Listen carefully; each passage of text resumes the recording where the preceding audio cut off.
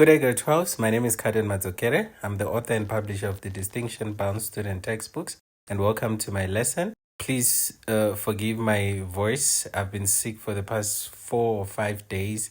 I was even admitted at some point, but now I'm recovering, and I hope my voice is not that bad. Okay, so today we're doing it different. We're not driving a bus.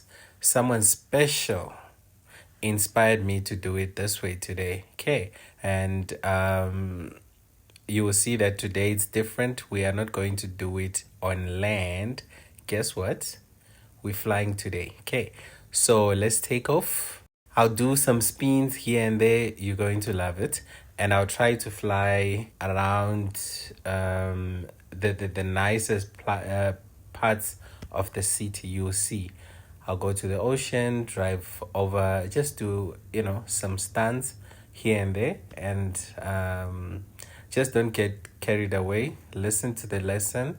And I just want it to be, a bit interesting instead of just getting used to the same thing over and over again. So today we're just flying around the city while we go through our lesson.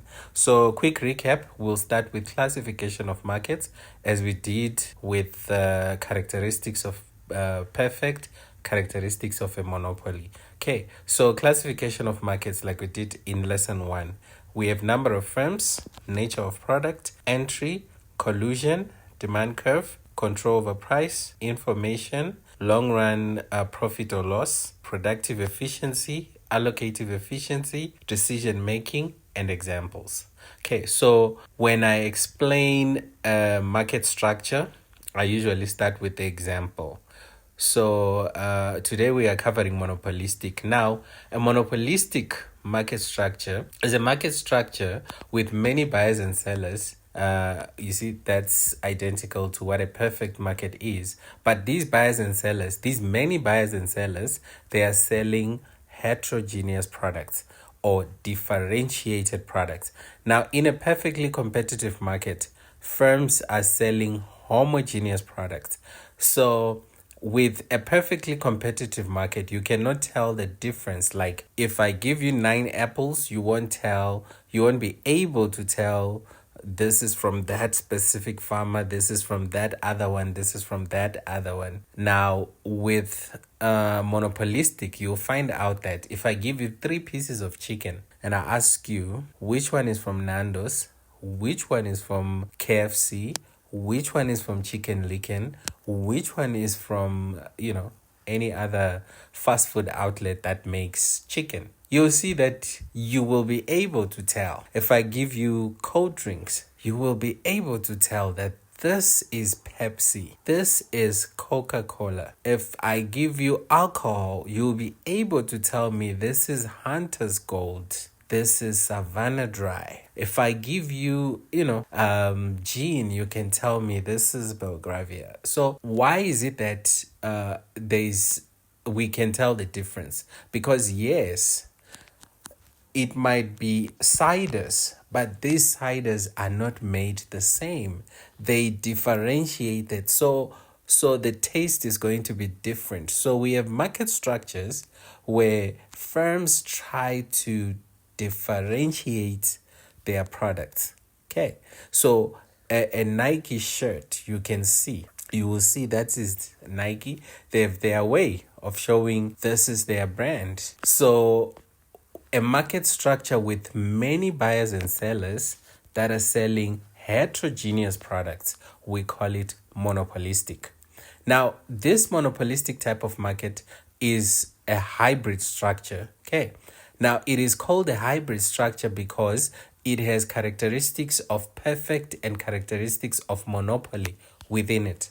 Right, so let's look at its characteristics. Now that I have, explained, now you have an idea. So we'll start with an example. I'm going to pick McDonald's as an example because there are many fast food outlets and you can tell this is a Big Mac. If you eat, you can tell these fries are from McDonald's. Why? Because they don't make them the same as the way they make them at Steers. Okay. So, number of firms, how many fast food outlets do we have in South Africa? We have many. Now, what is the nature of product? It was there in our definition. Products are heterogeneous, or we can say products are differentiated. Now, when can you start your own fast food outlet? You will see that entry is completely free. You are free to enter anyway. That's why there are many firms in this market structure, because entry is absolutely free. The next thing will be, let me talk about collusion. Yes, collusion. Now, do you think collusion is possible? Now, in this case, you'll see that collusion becomes impossible. What makes it impossible is the mere fact that there are many firms in this industry. So, number of firms determine whether collusion becomes possible or impossible. With perfect, we say the same thing. Collusion is impossible because there are many firms in this industry, so it becomes impossible. The demand curve in a monopolistic type of market structure is downward sloping, but this one is unlike the one for a monopoly, which we said it's inelastic. This one is elastic. Are we clear? Now, the reason why it's elastic is because the good that McDonald's sells is not unique. It has so many substitutes. So when there's a change in price for Big Mac, quantity demanded will be affected more than quantity demanded for electricity if electricity was to go up in price. Now, electricity's price going up would not affect its quantity demanded as much because the product is unique and it has no close substitutes. We talked about it in depth when we were doing Monopoly. Now, the next thing will be control over price. If you are McDonald's, you become a price maker. Yes, everyone else is selling burgers, but the thing that makes you come up with your own price is because you say, I'm the only one selling Big Mac. But at the end of the day, yes, Big Mac is a burger. So you're a price maker. Information in this is incomplete. I think this makes a lot of sense. So we say because remember, information is either complete or incomplete. So with this, it's incomplete. Then in the long run, due to the mere fact that entry is free, then firms in monopolistic will make normal profit in the long run. So what determines the type of profit in the long run is entry. So where entry is restricted or blocked, economic profit becomes the profit that can be made. But in this case, entry is free, so normal profit.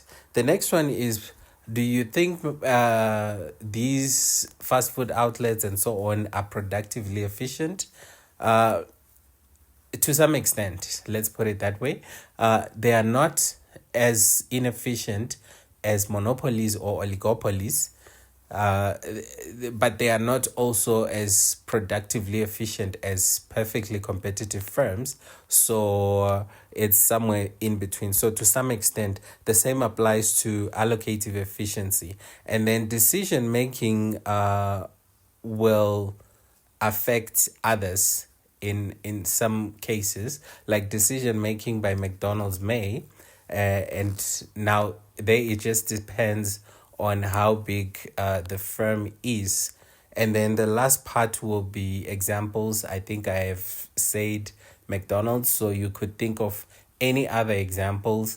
I think the easiest was fast food outlets. Right now we are flying a jet.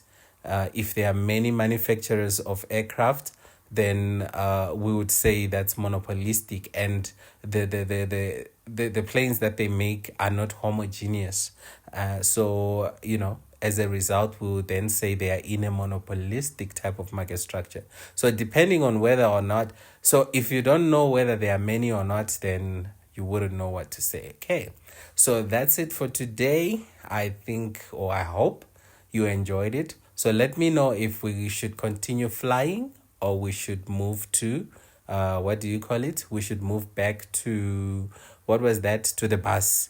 But I think flying would be nice. Okay, so we might fly in a different city in the next video. Thank you so much. God bless.